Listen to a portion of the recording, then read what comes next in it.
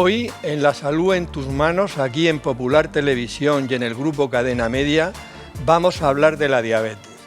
La diabetes es una enfermedad que afecta aproximadamente a 5 millones de españoles. La diabetes es la primera causa de ceguera en el mundo occidental. La diabetes supone el principal riesgo para estar hoy en día en diálisis.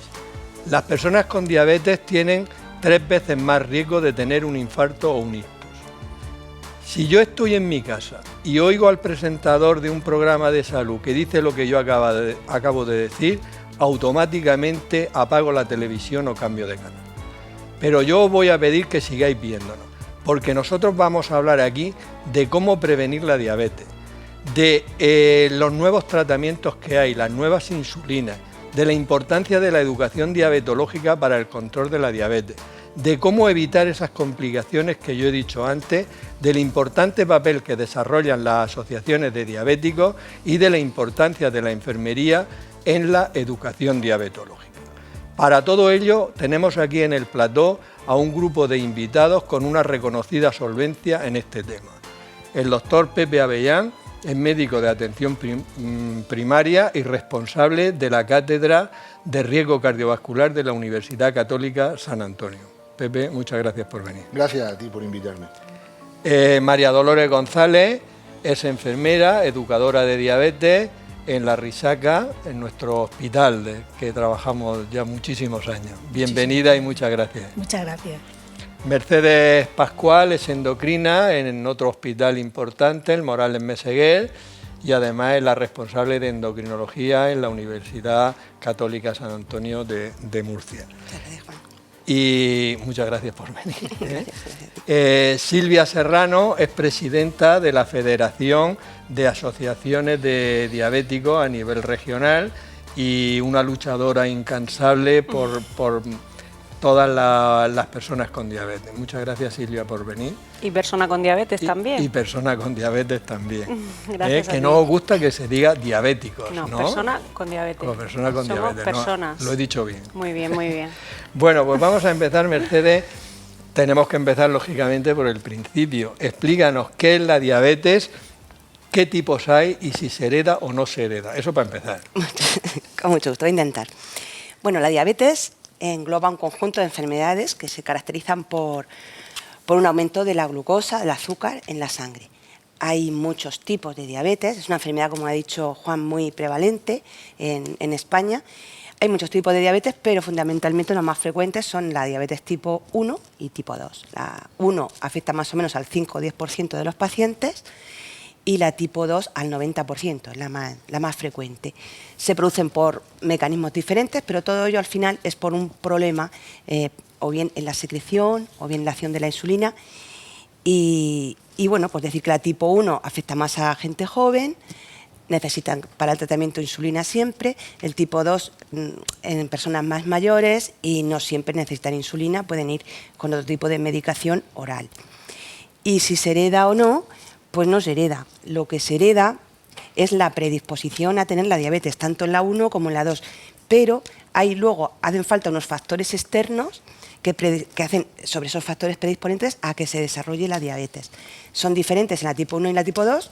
Voy a comentar que en la tipo 2 los conocemos muy bien y el sedentarismo y la mala alimentación influyen mucho en que esa predisposición genética se muestre y entonces aparezca la enfermedad. Y Pepe, desde atención primaria, ¿qué hacéis realmente para prevenir la diabetes? Porque aquí queremos que sea un programa fundamentalmente, vamos a hablar de enfermedades, de tratamiento, pero hacemos mucho hincapié en la prevención y creo que en atención primaria es fundamental vuestro papel. Es fundamental, evidentemente, es decir, para la prevención primaria, es decir, qué se puede hacer desde la atención primaria antes de que aparezca la enfermedad. En primer lugar, es promocionar los estilos de vida cardiosaludables. Es decir, que básicamente son 3 pilares. Evitar el tabaquismo, promocionar la práctica de ejercicio físico y promocionar también una alimentación cardiosaludable desde la infancia. Es muy importante que se adquieran hábitos alimenticios en la infancia que son los que van a perdurar en el futuro. Y otra cosa que además podríamos, y se puede y se hace en atención primaria, es detectar aquellos pacientes de riesgo de desarrollar diabetes, es decir, los grupos específicamente en riesgo máximo de desarrollar diabetes, que son aquellos que tienen antecedentes familiares de diabetes o sobre todo sobrepeso u obesidad, porque la obesidad y el sobrepeso van de la mano de la diabetes. Y entonces la detección de los grupos de riesgo para especialmente actuar sobre ellos antes de que aparezca la enfermedad es una labor muy importante. Sí, yo realmente creo que desde atención primaria es vital porque hay que decir que si hicieran las cosas que tú has dicho, alimentarnos bien, hacer ejercicio, etcétera, etcétera, el número de evitar la obesidad, etcétera, el número de personas con diabetes tipo 2 bajaría espectacularmente, ¿no? María Dolores, tú y yo nos conocemos mucho en el hospital y yo tengo que decirte que cuando voy a ver a una persona que tiene diabetes y sobre todo al inicio y le digo, te voy a mandar a la educadora de diabetes. Entonces, claro, a veces se me queda así y entonces yo digo, bueno, una educadora de diabetes es una enfermera que sabe mucho de diabetes, que además te lo va a explicar muy bien y tal. Por eso mi primera pregunta es, dile a todas las personas que nos ven, ¿qué es una educadora de diabetes? Una educadora de diabetes es la enfermera de primaria o de especializada, que en mi caso, que toma contacto con la persona que tiene diabetes y que tanto a la persona como a los familiares, que es muy importante contar con la familia, les va acompañando en el proceso, sobre todo al inicio, como tú has dicho, de su diabetes, para darle unos conocimientos y unas habilidades que le hagan normalizar su nueva situación. Muy bien, pues así se lo explicaré yo la próxima vez a los pacientes. Está claro. Silvia, tú como persona con diabetes y además llevas muchos años en el asociacionismo, ¿piensas que la diabetes está normalizada ya a nivel social o que queda mucho todavía por hacer? Pues Juan, nosotros nos conocemos mucho tiempo también y sabes que yo soy muy positiva, pero me estoy dando cuenta que aunque nosotros queremos creernos que está normalizada, entre nuestro círculo, entre nuestros familiares, amigos, profesores de colegio que conviven con nosotros, pues sí lo ven como algo normal. Pero es cierto que socialmente no está normalizada. Yo te voy a contar un caso que nos ha pasado esta semana última, que ha sido el tema de la apertura de visitas al faro de Cabo de Palos. A las personas con diabetes se les ha prohibido subir al faro. No me lo puedo creer. O sea, como te lo estoy contando, o sea, el alucinante. Ponía por que, el ejercicio. Que hipertensos, diabéticos y no sé qué más, no podíamos subir. Entonces, claro, evidentemente desde la Federación de Personas con Diabetes hemos puesto el grito en el cielo, a nivel nacional nos hemos movilizado, de hecho es que nos íbamos a plantar ahí el Día Mundial de la Diabetes, íbamos a ir todos con las camisetas azules a la puerta del Faro de Cartagena a decir, pero bueno, ¿esto qué es, no? ¿Qué normalización tenemos? O sea, yo por eso te digo, soy muy positiva, yo hablo de esto como que es un estilo de vida, que no es una enfermedad, pero luego no podemos subir 300 escalones porque tenemos diabetes.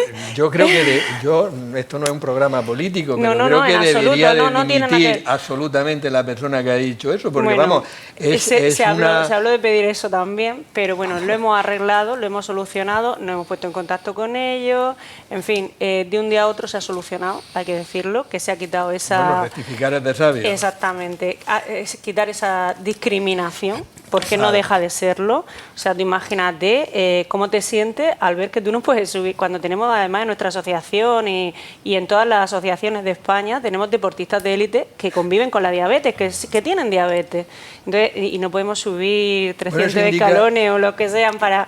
Indica no tener ni idea de lo que es la diabetes, ni del tratamiento de la diabetes, ni de nada que huela a sanidad. Efectivamente. De Entonces, nada. quien hace esa... Yo tengo que decir desde aquí que bueno, que el director de la APC, de la Agrupación Portuaria Cartagenera y tal, el hombre se disculpó, dijo que bueno, que tal, que mandó un escrito diciéndonos que ya lo iba a quitar. En fin, no hemos querido hacer más leña del árbol herido, pero sí es cierto que te das cuenta que no está normalizada y eso es lo que te abre los ojos. ¿Y cuánto tiempo llevaba puesta esa norma? No, es que se va a abrir, las visitas se abren ahora y lo han anunciado ahora y además es que tienes que firmar un escrito como que tú no tienes ningún problema de salud Y por supuesto, los diabéticos, hipertensos, no somos gente bienvenida al Faro de Cartagena. Bueno, es una cosa de Cabo increíble. de Palos, ¿no? Mercedes, a mí no me gusta hablar, fíjate, por lo que hablábamos antes, no me gusta hablar de una dieta para los diabéticos, una dieta tal, sino de alimentación en las personas con diabetes. Háblanos un poquito de cuál sería una alimentación adecuada en una persona con diabetes. Sí, Juan, a mí tampoco me gusta. Cuando vienen los pacientes y les hablas de dieta, lo primero que piensan es que le vas a poner pésate esto, pésate lo otro y bueno, que se le va a hacer muy cuesta arriba. Y no es así. Realmente, ¿qué tiene que comer un paciente diabético? Pues tiene que comer bien, tiene que comer una dieta saludable, como comería cualquier persona que hace una vida saludable. Sí que es verdad que les decimos, bueno, evitar todo lo posible, lo que lleve azúcar, dulces, helados, en fin, todo lo que lleve azúcar sencillo, por supuesto evitar el alcohol, las bebidas dulces, azucaradas, los zumos, las grasas que sean saludables, no tomen grasas saturadas, que tomen aceite de oliva. Si tienen exceso de peso, hombre, pues sí que le recortas un poquito, pero dentro de... No hace falta decir, ellos pueden comer patatas, legumbres, arroz, carnes magras, pescados, huevos, cereales, lácteos desnatados, pero en sus cantidades que le ponga el médico o su dietista según su peso y tal, pero no hace falta. Pueden comer lo mismo que come el resto de su gente en casa. En este programa soy el quinto tertuliano, ¿vale? Porque creo que la gente no entendería que hablando de diabetes yo me limitara a hacer preguntas y mis pacientes no me lo perdonarían y los estudiantes de aquí de la facultad dirían, pues anda, si este tampoco sabe tanto, no dice nada.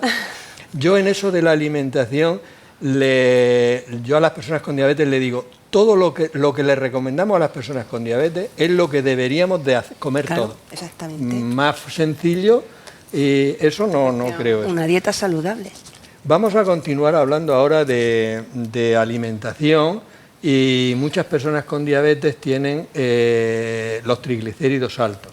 Por eso en la sección de hábitos saludables la doctora Juana Morillas nos va a hablar de la alimentación en las personas con triglicéridos elevados.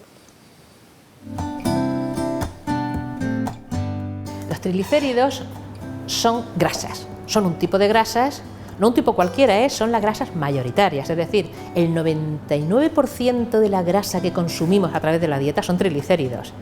Y esos triglicéridos, cuando los incorporamos a través de los alimentos, me da igual que sea grasa de la carne, grasa del aceite de oliva, grasa del pescado azul, tan beneficiosa, o grasa de cualquier tipo, tienen triglicéridos. Cuando nosotros los incorporamos a nuestro proceso digestivo, lo que hacemos es romper esos triglicéridos y entonces liberamos ácidos grasos y con esos ácidos grasos cada uno de nosotros incorporamos esos ácidos grasos a nuevos triglicéridos que sintetizamos cada persona diferente de sus vecinos. ¿Por qué? Porque dependiendo de la grasa que tomamos en la dieta, cada uno sintetizamos nuestros triglicéridos.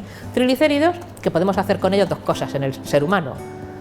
Si hacemos deporte, los quemamos porque los rompemos de nuevo para obtener ácidos grasos y quemarlos como combustible energético, pero si no se hace el deporte adecuado, si no se consume esa energía, lo que hacemos con los triglicéridos es acumularlos dentro de los adipocitos, constituyendo el tejido adiposo, nuestros terribles michelines. Para evitar altos niveles de triglicéridos, tenemos que actuar a dos niveles. Por un lado, tenemos que evitar en las dietas altos contenidos en grasa, porque como digo, esos triglicéridos son grasa.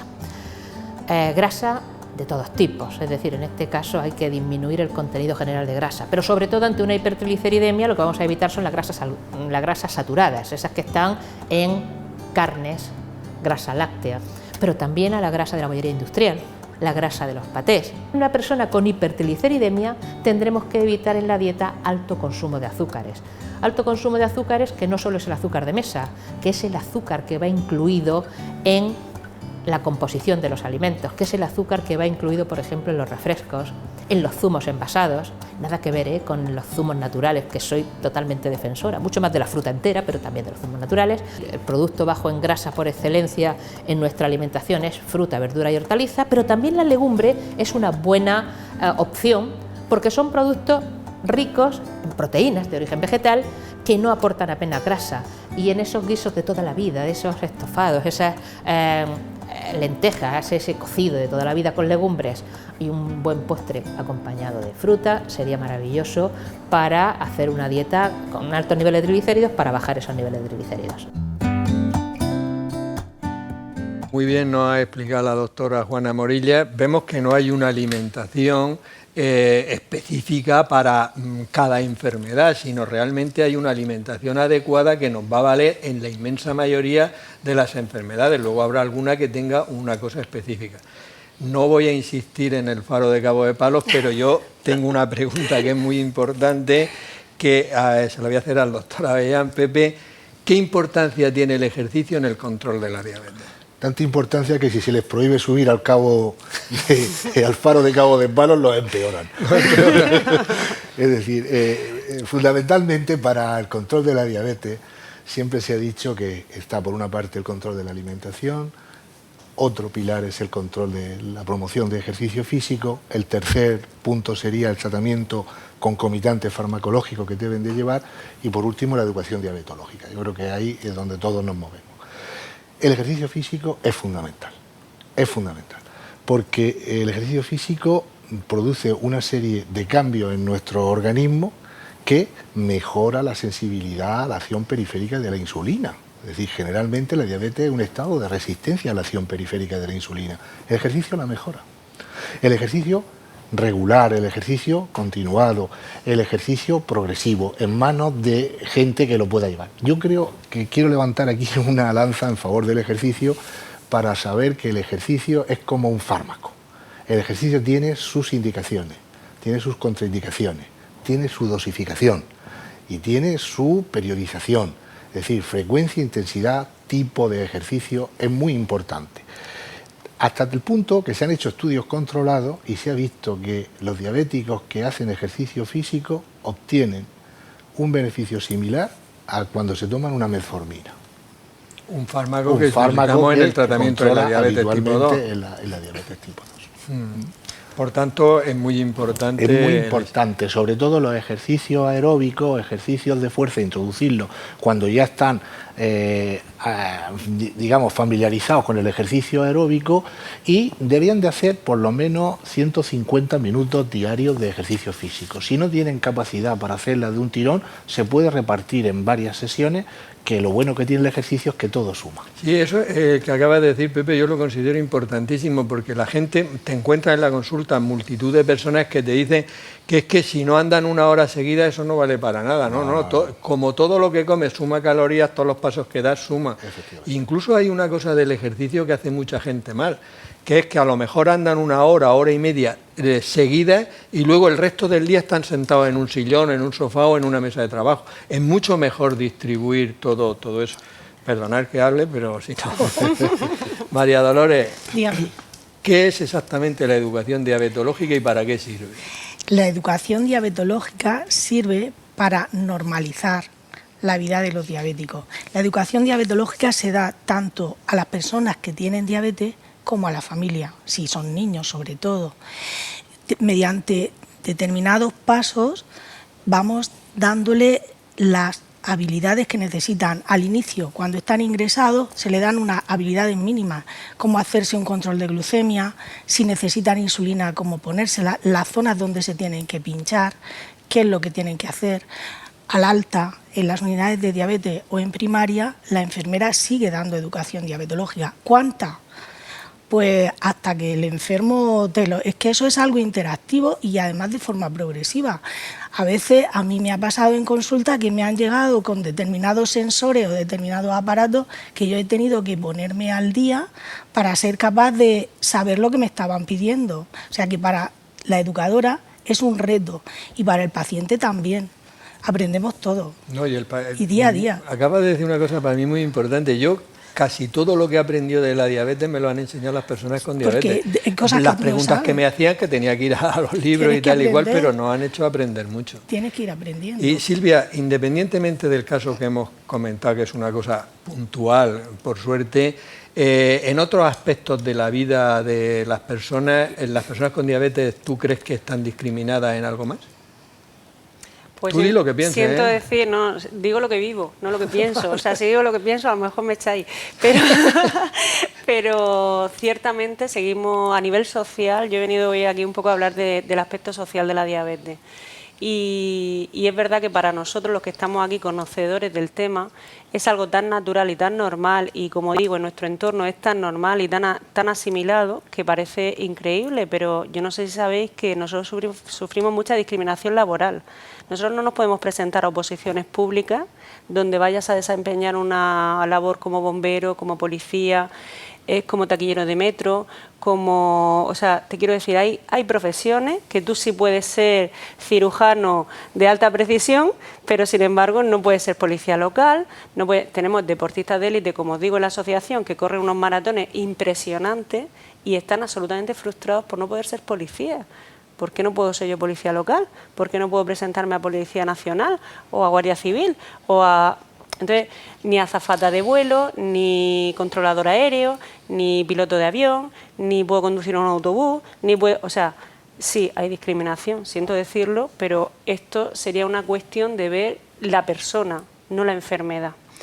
Sería necesario que se valorara el estado de salud de cada persona y viéramos si yo tengo un estado óptimo, tengo una hemoglobina estupenda, hago muchísimo deporte, me cuido muchísimo, quizás más que otro que no tiene incluso diabetes, porque yo no y otro sí. Entonces, pues por desgracia, estamos con una campaña nacional muy fuerte para ver si estas normativas, estas leyes, las podemos cambiar. Es muy complicado, llevamos ya mucho tiempo intentando con distintos partidos políticos, todo el mundo nos da la razón, pero son proposiciones no de ley y lo que hay que hacer es derogar esa ley y que la ley cambie, ¿no? Y que tengamos acceso y derecho, como cualquier otra persona, a poder proyectarnos como personas en lo que de verdad sea nuestra vocación, ¿no? Y sí, es porque tristísimo. Además el tratamiento de la diabetes, los que ya llevamos muchos años, el cambio del tratamiento ha sido espectacular. Entonces, por ejemplo, Mercedes, las nuevas insulinas que tenemos, que han aportado al control de la diabetes y a la calidad de vida de las personas con diabetes. Hombre, pues desde las primeras insulinas, Juan, aquellas que se extraían de ovejas, ¿no? Y de vacas, hasta las modernas, ¿no? Pasando por la insulina humana. Yo recuerdo cuando empecé la residencia con vosotros, que entonces todavía estaban las porcinas y todo aquello, ¿no? Empezaron las humanas, entonces poníamos la insulina que la mezclaba el paciente. Ahora son insulinas que tienen en conjunto al utilizar insulinas lentas, insulinas rápidas combinadas y hacer un perfil parecido a lo que haría la insulina, o lo más parecido, junto con la educación diabetológica que se le da al paciente diabético para que sepa un poquito cómo actúan y cómo tiene que distribuírselas. Pues yo pienso que la calidad de vida del paciente, antes cuando se ponían 2 o 3 veces tenían que comer, desayunar, cenar a la misma hora, levantarse a la misma hora. Ahora tiene una flexibilidad y pienso que han aportado bastantes beneficios, tanto como para el control y por tanto prevención de las complicaciones, como para su calidad. Es que eso es lo que vemos, que la calidad de vida realmente, las insulinas actuales podemos hacer un perfil casi como el de las personas no diabéticas. Exactamente. O sea, ha mejorado en eso. Los que llevamos muchos años hemos visto un cambio espectacular en el tratamiento de la diabetes.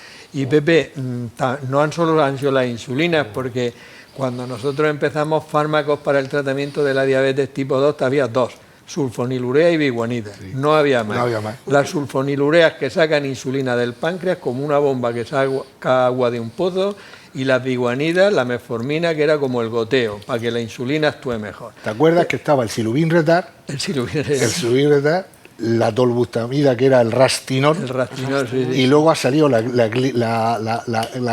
era la glicacida? El Daonil. El Daonil. Todavía hay gente que lo está tomando. Pero han salido nuevos fármacos. También me gustaría que nos dijeras qué han aportado en el control de la diabetes. Ha habido un cambio espectacular en los tratamientos que se utilizan en la diabetes. Han aparecido nuevos fármacos en contra de lo que nosotros podíamos pensar, porque siempre hemos considerado los médicos que la glucosuria era un mal indicador del control de la diabetes. Pues han aparecido los fármacos glucosúricos, que son los inhibidores de una enzima que es la SGLT2, que es la que reabsorbe el 90% de la glucosa, concretamente en la parte descendente de las ADG, en la parte gruesa. Pues luego está la SGLT1, que contribuye con un 10%. Bueno, pues estos fármacos espectacularmente se han introducido y se han abierto camino ahí porque han demostrado que disminuyen la mortalidad cardiovascular, que no lo había demostrado hasta ahora ningún fármaco. Y luego los fármacos que tenemos que hacen perder peso. Y luego están los análogos del GLP-1. Los análogos del GLP-1 yo creo que van incluso a desbancar a esto en un futuro, bueno, ya están como fármacos electivos y son fármacos que contribuyen a perder el peso, con lo cual es muy importante. O sea, tanto unos como otros, porque los inhibidores de la SGLT2 bloquean, ya me lo llevo a mi terreno de como hipertensiólogo, bloquean el sistema renina-angiotensina porque aumentan la concentración de clorosódico en la mácula densa, con lo cual bloquean al sistema renina-angiotensina. El doctor Avellán es un maestro de esto, pero en el fondo lo que está diciendo es que nos hacen orinar más glucosa y nos bajan la tensión. Y nos baja la tensión, que controla la tensión arterial. Es que él sabe lo que no está escrito. Disculpa, al hilo con lo que yo he contado de las insulinas, desde que han salido estos maravillosos fármacos de los que has comentado, he quitado una cantidad de insulinas. Tremenda. De personas que eran tipo 2 y que estaban insulinizados porque no había otra cosa. Claro, el problema antes es que una persona con diabetes tipo 2, el 90% tienen sobrepeso, obesidad, no se controlaban con los fármacos que teníamos, les poníamos insulina y engordaban más. Claro. Con lo cual era un problema y entonces con los fármacos estos, sobre todo el análogo del GLP-1, que se ponen o bien diario o bien semanal, pero es que pierden peso y entonces es un tratamiento, digamos, muy bueno para las personas con diabetes tipo 2 con obesidad. Cuando aparecieron los inhibidores de la DPP-4, que es otro grupo de fármacos que no hemos aludido, todos creíamos que íbamos detrás del tiburón. No, el tiburón son los análogos del GLP-1. Sí. Todos nos vamos a posicionar detrás de los análogos del GLP-1 en el momento que se hagan, y ya están en estudio, fármacos que se administran. Ahora hay una vez a la semana. Tienen a lo mejor el efecto secundario de un día de náusea o tal en algunos pacientes. Pero ahora están fármacos que se van a ver una vez al mes. Yeah. Una inyección. María Dolores, en los programas de educación diabetológica que son fundamentales, ¿qué programas tenéis? ¿Seguís un orden como es normal? Pues se intenta seguir un orden. Primero tienes que ver lo que la persona sabe. Tienes que hacer un interrogatorio viendo lo que sabe de su enfermedad. Si es un debut, pues no sabe nada. No saben nada. Y cuando empieza con la cuando diabetes. Empiezan no saben nada, ni siquiera saben que existe una diabetes, ni se han visto en ese problema. Y entonces tienes que empezar, pues como he comentado antes, explicándole lo que es la diabetes, tienes que explicarle, suelen estar ingresados, sobre todo si es una diabetes tipo 1, suelen estar ingresados, hay que ponerle la insulina, tienen que hacerse controles de glucemia, tienen que llevar unos cuidados, tienen que saber qué es lo que comen normalmente, que comen la mismo que comemos todos, pero en un crío cuando tú le dices que nubes no, o que determinadas cosas, y que la familia tiene que cambiar la actitud sobre lo que puede celebrar un cumpleaños. Nubes no, ni el niño con diabetes, ni el que no lo tiene, diabetes. Pero es que al mayor se lo puede convencer, pero a un niño es que nos hemos acostumbrado a comer así. Ya. Ese es el problema. Entonces, empezar desde cero, sobre todo con la diabetes de debut o con los que no saben nada de diabetes. Saber qué sabe el enfermo, qué criterios tiene, corregir en lo que no sepa, corregir sobre la diabetes que tenía mi padre, que le amputaron la pierna. Mira, eso así no pasa, eso no ocurre, ahora mismo no estamos así, hay ahora mismo una serie de medicaciones, una serie de glucómetros, como vuelvo a repetir, porque yo empecé con uno que era así de grande y ahora son microscópicos. Hay una serie de insulinas que han cambiado muchísimo las cosas y en primaria hay una detección y un trabajo fabuloso por mis compañeras, por enfermeras, que han quitado mucha carga asistencial en lo que es el trabajo. Entonces, bien, se puede hacer una enseñanza, primero, al inicio, personalizada, luego, poco a poco, continúa la enseñanza en las unidades de diabetes o en los centros de salud si son enfermos de una diabetes tipo 2, y también se puede hacer una enseñanza grupal. Cuando va pasando un tiempo, cuando ya van conociendo más de su enfermedad, hay determinados planes y determinadas... Es como un juego de preguntas en el que la educadora actúa más como moderadora y se mete un paciente nuevo en la educación grupal y el resto, que son más o menos del mismo nivel, y que van haciendo el aprendizaje con preguntas y respuestas con error, unos se corrigen a otros y tú vas introduciendo ahí los errores. Y vuelvo a repetir, a mí me sorprende la gente. Yo de esto empecé que era, sabía lo que sabe casi todo el mundo, lo básico, pero poco a poco he tenido que aprender. Y me sorprende lo que has dicho antes, las preguntas que te hacen porque tienes que ir a mirar porque tú no sabías que eso existía o que eso estaba y tienes que formarte tú. Silvia, nosotros tú sabes que a la mayoría, a todas las personas con diabetes tipo 1, jóvenes y tal, los mandamos a la Asociación de Diabéticos de aquí. ¿Qué ofrece una asociación de diabéticos a estas personas? Pues mira, una asociación en cualquier punto de España o del mundo que sea en torno a la diabetes, que se mueva en torno a la diabetes, lo que le va a ofrecer a las personas en general, tanto a la que tiene diabetes como a su entorno, es superarse, aprender a superarte. Es un trato entre iguales, entre madres que tienen las mismas inquietudes, entre jóvenes que están viviendo lo mismo. No es como muchas veces parece una reunión de enfermos. O sea, nosotros no nos consideramos para nada enfermos. Tú y yo hemos tenido muchas charlas de este tema diciendo yo que esto no es una enfermedad, que es un estilo de vida, porque yo no me siento enferma, ni me gusta que me traten como una enferma. O sea, en todo caso soy paciente, impaciente, que tú me conoces mucho, pero no es una reunión donde tú vayas y vamos a estar aquí flagelándonos porque tenemos diabetes, o sea, no. Una asociación, lo primero que te impregna es de positivismo. O sea, tú vas a un sitio donde hay empatía, donde entienden lo que sientes, donde se comparten experiencias, pues mira, pues yo viví esto, lo solucioné de esta manera, por supuesto nos arropamos con muchísimos profesionales, los que estáis aquí. Tú mismo eres socio de honor nuestro desde hace muchísimos años y nos has acompañado siempre en todo el trabajo que se ha hecho en nuestra asociación. Entonces, para nosotros esa alegría es lo que hace que la gente se supere y que viva con la diabetes como un estilo de vida y sin limitaciones. Una asociación te enseña a vivir sin limitaciones, porque es verdad que socialmente las tenemos, porque hay niños que en su colegio le hacen moving para que se vayan, porque hay jóvenes que no quieren los profesores que se vayan al viaje de estudios porque les complica la vida, entonces nosotros estamos para dar herramientas, para trabajar, para mejorar, para reivindicar socialmente. Pues nuestra lucha más cercana ha sido conseguir que a todos los jóvenes y niños se les financie el sensor último que ha salido. Eso ha nacido de las asociaciones y de la federación nuestra. El trabajo, el picar piedra con la consejería, que nos ha costado muchísimo, eso no lo han movido los profesionales, hay que decirlo con todo mi cariño. Lo han movido los pacientes que hemos estado ahí. Pues tuvimos una consejera estupenda que parecía que iba a entrar, hubo un cambio de consejería, tuvimos que empezar otra vez de cero, tenemos un consejero estupendo que nos ha escuchado, pero toda esa dilatación en el tiempo, todo ese trabajo, todo ese cariño que le hemos puesto a ese tema, pues finalmente nuestros niños, podemos decir a boca abierta, que todo el que ha nacido desde el 2000, año 2000 hacia atrás, tiene un sensor para controlarse de forma mucho más adecuada, no cómoda, sino adecuada, que no ha sido por comodidad, sino porque te ofrece mucha más información que una tira reactiva.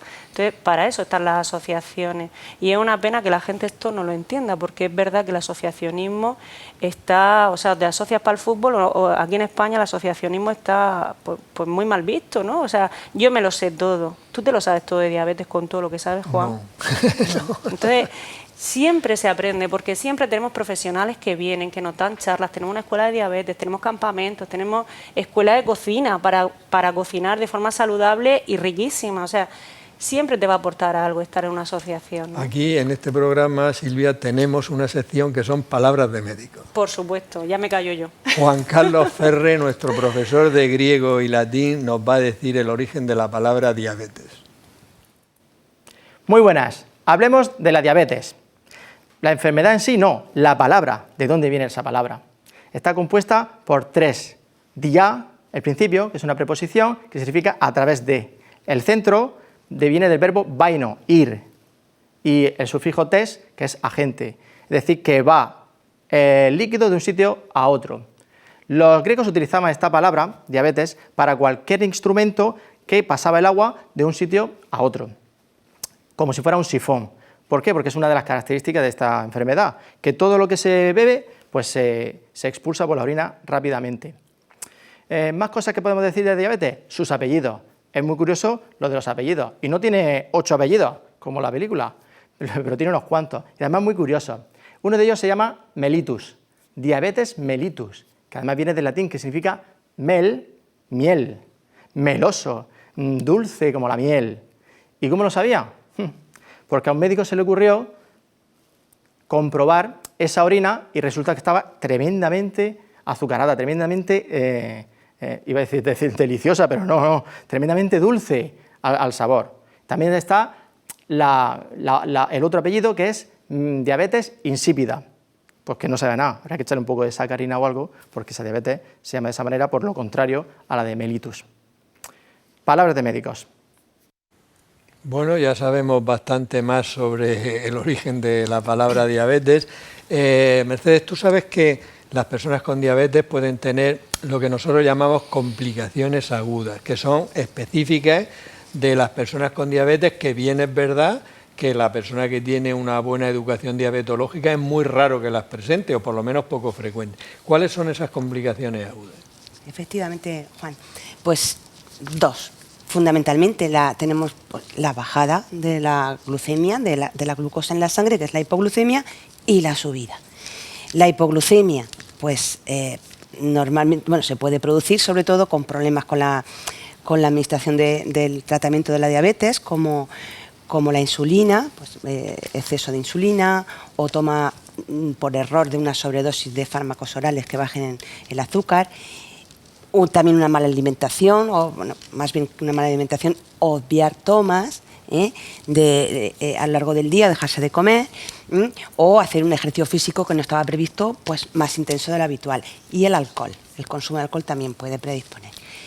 Habrá que evitarlas pues administrando bien la medicación, comiendo a las horas que deben de comer, no saltarse las tomas, o por lo menos si va a ocurrir eso, que aparece un ejercicio extra, o el paciente pues ya se ha puesto la insulina, ha tomado su fármaco y no le apetece comer, pues mediciones de glucosa, controlar un poquito a ver si hay riesgo de una bajada, y bueno, y en definitiva pues una buena educación diabetológica, como te has dicho.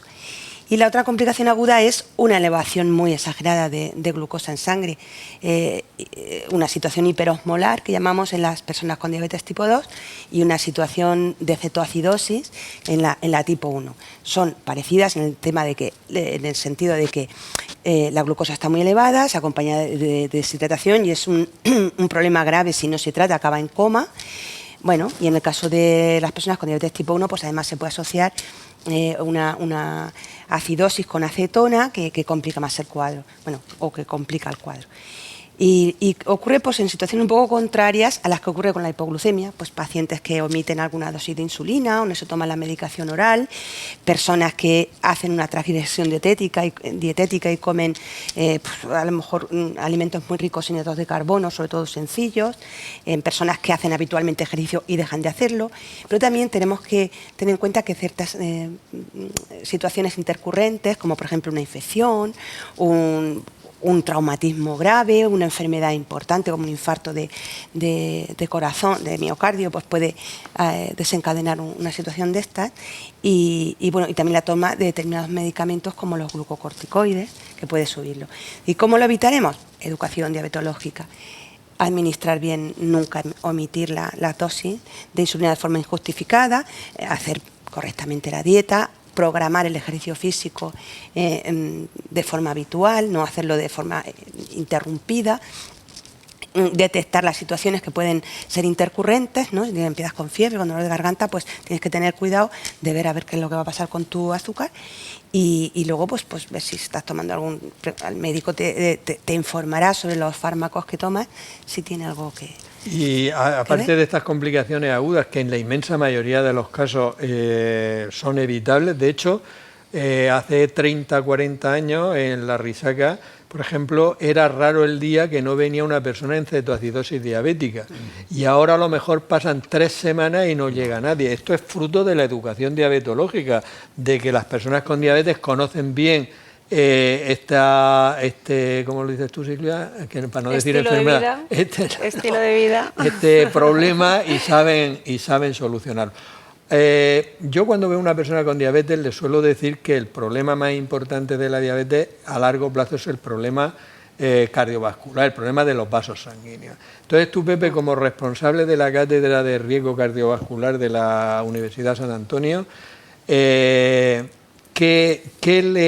¿cómo podemos conseguir que ese riesgo cardiovascular elevado no sea tan elevado y podría llegar a igualarse al de una persona no diabética con los tratamientos adecuados?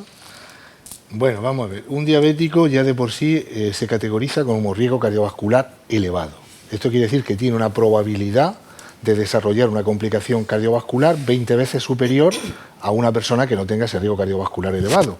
Es decir, es parecido al que ha sufrido un infarto de miocardio. De hecho, hay algún estudio que equipara el riesgo cardiovascular en los postinfartados con los diabéticos. Evidentemente, los diabéticos se mueren de problemas cardiovasculares, no se mueren de complicaciones agudas, afortunadamente, se mueren de complicaciones cardiovasculares. ¿Qué podemos hacer? Prevenir, prevenir, prevenir. Una vez que está detectada, controlar. ¿Y el control qué ofrece? El control minimiza el riesgo. La pregunta que tú haces es muy difícil de contestar. Es decir, ¿una persona controlada reduce el riesgo a nivel cero? No. Se queda intermedio. Es como el que deja el tabaco. El riesgo del tabaquismo cardiovascular es muy alto. Si deja el tabaco durante 10 años va minimizándolo, pero nunca, siempre hay un riesgo residual, nunca llega a ser cero. Es decir, lo que podemos ofrecerle a los diabéticos es control adecuado de sus factores de riesgo que tienen. Es muy importante, ya que estamos hablando de riesgo cardiovascular, no solamente la glucosa, la presión arterial del diabético. Controlar la presión arterial del diabético a niveles muy bajos es muy importante, porque eso minimiza mucho el riesgo cardiovascular. Bueno, por lo menos se pueden hacer muchas cosas para disminuir el riesgo cardiovascular. A mí me llama la atención, María Dolores, que a pesar de toda la labor de educación diabetológica a todos los niveles, etcétera, etcétera, todavía veo personas con diabetes que a pesar de explicarles la rotación de la insulina en los distintos sitios para que no terminen haciendo, pues todavía veo gente que se pincha en el mismo sitio, que al final se le forma como un callo que no, y alteraciones de la grasa ahí. Lunar. Y entonces, ¿qué les dirías tú a esas personas para que hagan la rotación? Dile lo que tú les dices a las personas que ven. Yo es que cuando viene a la consulta, donde yo trabajo normalmente, que es la consulta de embarazadas, de diabetes y gestación, lo que hago cuando viene una diabetes de tiempo es valorar dónde se pincha, ver dónde se pincha, valorar si tiene zonas de induración, que a veces, lo tengo que decir, no necesito tocarles, se les ve físicamente que tienen ahí un segundo codo, ver cómo se pinchan y explicarle, porque ella que lo haga con un bolígrafo, que lo ponga y que explique ella cómo lo hace, el proceso, que lo haga con toda la normalidad. Y una vez que lo han hecho, le explican lo que tiene, que normalmente suelen tener hipoglucemias postprandiales, porque si unas veces están en hiperglucemia y otras veces en hipoglucemia, posiblemente se han pinchado en una zona indurada y la absorción de la insulina es muchísimo menor. Luego, cuando modifican el sitio y se han pinchado en otro sitio distinto, se absorbe más rápidamente y haría una hipoglucemia. Entonces, con mucha tranquilidad, explicarle con un mapa con una imagen donde hay las zonas de insulinización, dependiendo del tipo de insulina, que no se absorbe toda en los mismos sitios a la misma velocidad, con colores, se los voy marcando, dónde explicar una, dónde explicar otra, cogemos la zona del pliegue, a lo mejor se la está poniendo intramuscular, ahí no, tiene que ser un poquito más atrás, vamos a hacerlo así. Necesitas tiempo, porque llevan haciéndolo tantos años que a veces te cuesta convencerlas. Cuando vienen a la siguiente revisión, que suele ser como están tan variables, las citamos enseguida, a los 10 días vuelven o antes. Oye, pues mira, ya voy mejor, esto ya no lo tengo, y tiene que dejar que se cure esa zona. Y eso es como si tiene un callo en un pie, eso tienes que dejarlo reposar. Es muy importante porque las complicaciones que ha contado Mercedes pues se dan. Puedes tener una hiperglucemia si te pinchas en la zona donde no es correcta y está indurada, o puedes tener una hipoglucemia si has modificado la zona que está bien, que es el sitio correcto, pero que no existe esa induración y se absorbe mejor la insulina. Yo lo hago así. A mí hasta ahora me funciona, si conocéis otra forma, y además personal de uno en uno, no sé, eso es, cada persona tiene sus palabras, sus explicaciones, intentar adecuarme al lenguaje que utilizan, que a veces no es fácil, porque tenemos una población muy variada últimamente en Murcia, y es lo que hago. Silvia, esto que te voy a contar me ha pasado muchísimas veces. Sobre todo antes, cuando te digo llegaban más personas en cetoacidosis, una descompensación aguda al hospital, ¿no? Y sobre todo en las personas cuando empezaba la diabetes, ¿no? El padre desesperado, la madre llorando, y yo los cogía y le digo, un momentico, vénganse conmigo. Y entonces, vamos a ver, entiendo que llore, entiendo tal, pero no llore delante del crío, delante de la cría, porque además ellos se lo suelen tomar bastante bien. Entonces mi pregunta es, ¿cómo viven los padres, los abuelos, el que a un niño, una niña jovencita se le haya diagnosticado la diabetes tipo 1? Hombre, cuando te dicen que tu hijo, tu nieto, o tu primo, o tu mejor amigo tiene un tema que hace 2 minutos no tenía, en este caso una diabetes que hoy por hoy es para toda la vida, pues es un ladrillo que te cae encima. O sea, esto no es una feria, nadie quiere que alguien que conoce tenga pues una patología, ¿no? No voy a decir enfermedad. Pero en este caso, pues es muy duro, o sea, es muy duro. Yo he tenido llamadas a altísimas horas de la noche de abuelas llorando porque a su nieto le habían detectado diabetes, le habían dado mi teléfono y qué iban a hacer y qué tal. O sea, el entorno familiar sufre mucho. Por eso es importante estar en asociaciones, porque esas convivencias, ese trato con otras familias que ya lo tienen más asumido, que ves que se ha normalizado, los principios son durísimos para todos. Para todo. El diagnosticado en este caso pues se lo calla porque ve a su entorno sufrir. Entonces muchos niños son valientes a más no poder, porque hablas con ellos en privado y te dicen, si es que Silvia, yo veo a mi madre que está tan preocupada, ¿qué voy a hacer yo? Esto para mí, o sea, los niños son más fuertes, como tú dices, que los padres, entonces, pero también es verdad que cuando no están los niños, nosotros también lloramos con los padres, no lloramos, sí, pero los invitamos a que se desahoguen, a que lo saquen, la rabia, o sea, yo he hecho talleres en la asociación con jóvenes, porque la diabetes cansa mucho, o sea, esto no es una escayola que te quitas en 40 días, esto es todos los días de tu vida, sea Nochevieja, sea tu comunión, sea el día de tu boda, y tienes que vivir con esto. Entonces hay que saber vivir con esto. Es verdad que la gente... Vivir con la diabetes. Exactamente, la gente que está en la asociación, los diabéticos asociados, están muchísimo mejor controlados y lo asumen mejor, tanto la familia, el entorno, los profesores, como los pacientes en este caso, ¿no? Pero sí que es verdad que convivimos con la diabetes, no para la diabetes. Nosotros hemos visto familias que no están en la asociación, que tienen un trauma brutal, o niños que no están asociados y se han ido de viaje de estudio a Francia, lo primero que han hecho ha sido meterse en una tienda de golosinas, de la ansiedad que le ha generado a la familia de esto prohibido. Y han tenido que ir los padres porque estaban los niños ingresados allí a firmar para darles el alta. O sea, se puede vivir con normalidad o no. En este caso nosotros siempre lo vamos a potenciar, lo que decíamos, que esto se puede llevar, esto es como un parchís, te tienes que saber las reglas. Y jugarás perfectamente. Muy bien, Silvia. Pues otra sección que tenemos en el programa es la de pruebas médicas. El doctor Jerónimo Lajara nos va a hablar de la angiografía retiniana. En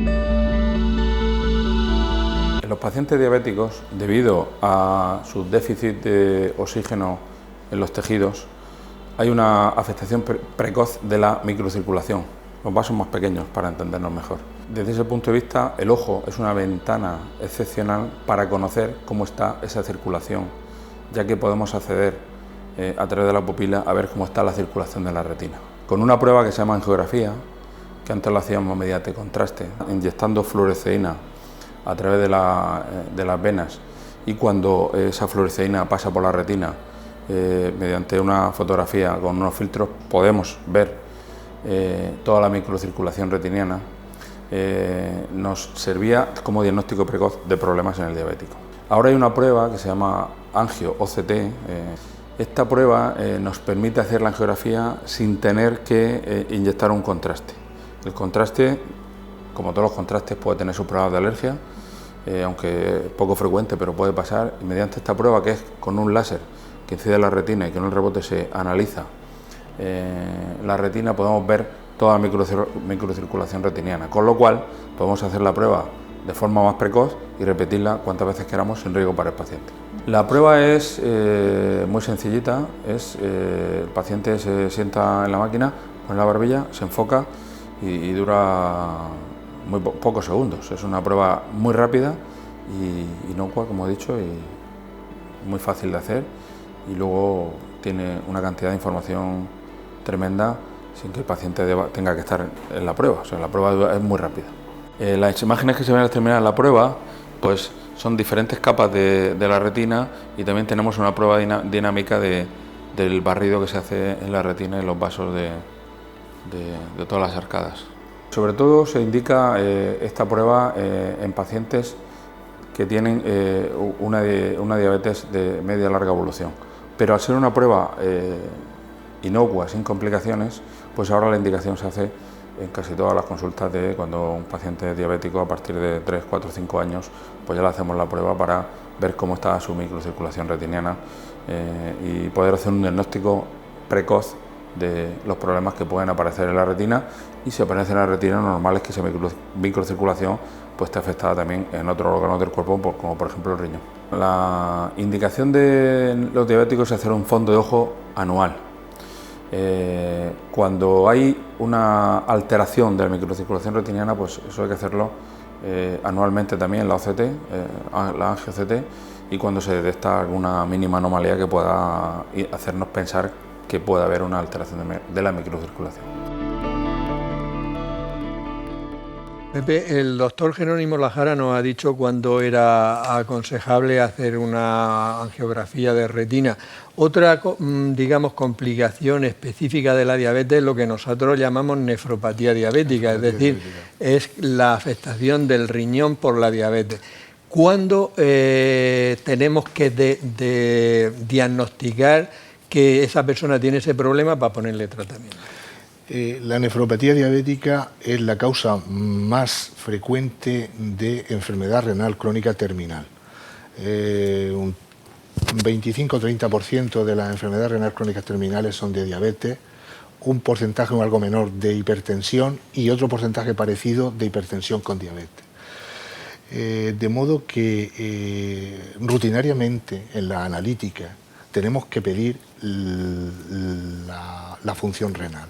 La estimación de la función renal hoy día se hace por método indirecto y te lo estiman el filtrado glomerular. Entonces nos dan los mililitros minuto por superficie corporal, 1,73 metros cuadrados de superficie corporal, y que si está por debajo de 60 ya estamos en un estadio de insuficiencia renal según las guías Kadoki 3A o 3B. Entonces, esto entra dentro de la exploración rutinaria que nosotros hacemos y pedimos en las analíticas a todos los pacientes diabéticos, con lo cual lo tenemos controlado.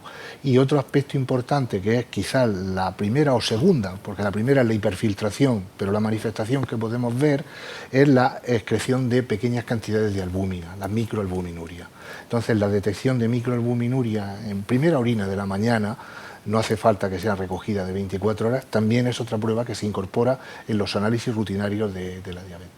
Consecuentemente, cuando esto lo detectemos, pues tenemos que extremar el control de los factores de riesgo que estén en el paciente. Sí, yo de hecho a las personas con diabetes que veo les digo que la creatinina, que es lo que ellos conocen, bueno, eso ya es un índice que se ha quedado cortico, que ahora se hace indirectamente el filtrado glomerular, pero luego lo que les digo es que ahora tenemos una prueba que nos dice si la diabetes afecta al riñón, que es la microalbuminuria, pero que nos lo dice 10 años antes de que pueda subir la creatinina. Y además podemos tomar medidas para que eso no suceda. Sí. Con lo cual, ese es una cosa un análisis que hay que pedir a todas las personas con diabetes. Quizás que un aspecto importante de lo que estamos hablando, para transmitirlo a la población, es Las complicaciones, estamos hablando de las complicaciones diabéticas. Básicamente hay complicaciones macrovasculares y complicaciones microvasculares. Las macrovasculares, hemos hablado, la cardiopatía isquémica, la arteriopatía periférica o el ictus.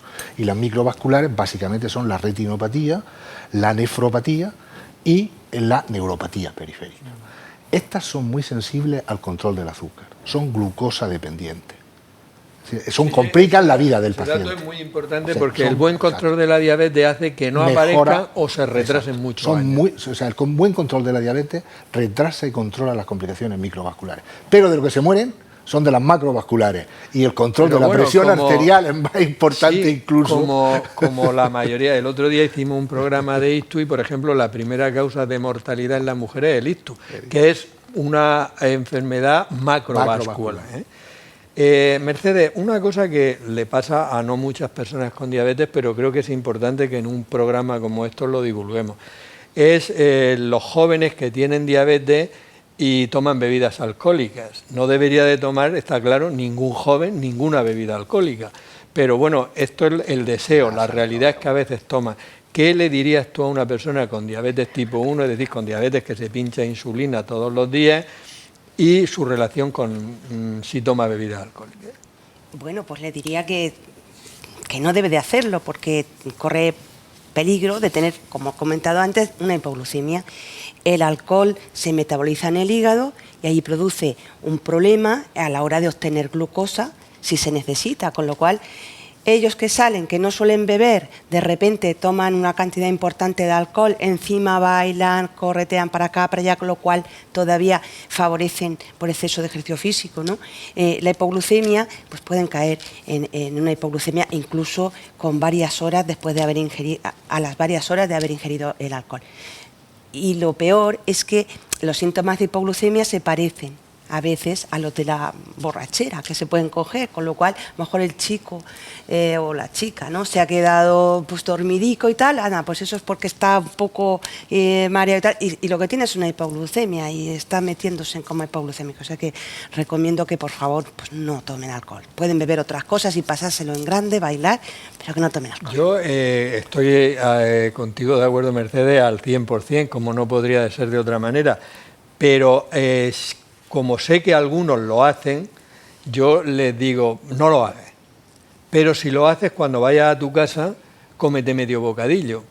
¿Por qué el pan? ¿Por qué? Porque el pan le aporta los hidratos de carbono que el hígado no va a liberar porque está bloqueado por el alcohol. Entonces, por lo menos, vamos a ver, el mensaje es claro, no tomar alcohol. Pero si lo has tomado, come pan cuando te vayas a acostarte. ¿Vale? Sí. Tenemos otra sección aquí, ya veis que tenemos bastantes secciones. Esta es muy interesante, es La Calle Pregunta. Vamos a ver qué nos preguntan hoy en día las personas a las cuales se ha entrevistado. Si comes muchos dulces, ¿te puede subir el azúcar o solo es algo genético que sale en la sangre con el... ¿Qué es el azúcar? La glucosa, ¿no? La glucosa. Mercedes. Pues... como hemos comentado antes, si comes mucho azúcar, pues claro que te puede subir. Si no eres diabético, no tienes una enfermedad diabética, entonces y tienes una predisposición y comes mucho azúcar, pues es posible que en un tiempo pueda aparecer esa diabetes. De todas maneras, siempre se ha dicho que la diabetes no la tiene el que quiere, sino el que puede. Vamos a dar paso a la siguiente pregunta. Hay una cosa que sí me llama la atención, es cuando veo los carteles, la publicidad de quitar la diabetes con cirugía, que me parece que es un poco estafa eso, que me gustaría que eso estuviera un poco más controlado.